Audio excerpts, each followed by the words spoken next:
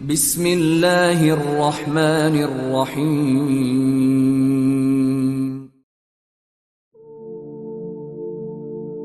شیخ الاسلام حضرت علامہ ظفر احمد عثمانی رحمۃ اللہ علیہ فرماتے ہیں کہ میں ایک زمانے میں حج کے بعد مدینہ منورہ گیا۔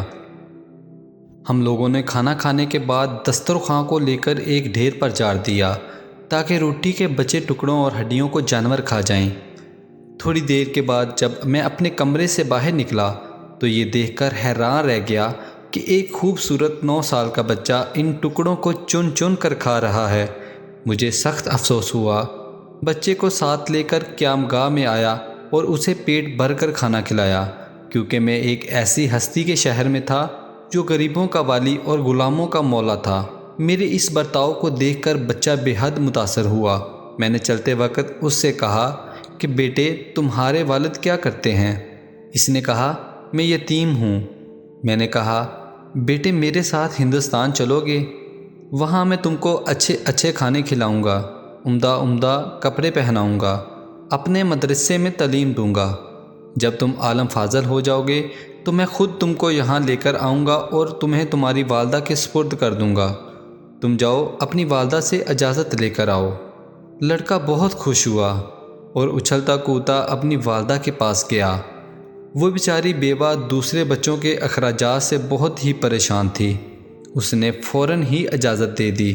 بچہ فوراً آیا اور مولانا کو بتایا کہ میں آپ کے ساتھ جاؤں گا، میری ماں نے اجازت دے دی ہے۔ پھر پوچھنے لگا کہ آپ کے شہر میں چنے ملتے ہیں؟ مولانا عثمانی رحمۃ اللہ علیہ نے بتایا یہ ساری چیزیں وافر مقدار میں ملتی ہیں۔ مولانا کا بیان ہے کہ میری انگلی پکڑے پکڑے مسجد نبوی میں وہ میرے ساتھ آیا اور اچانک رک گیا۔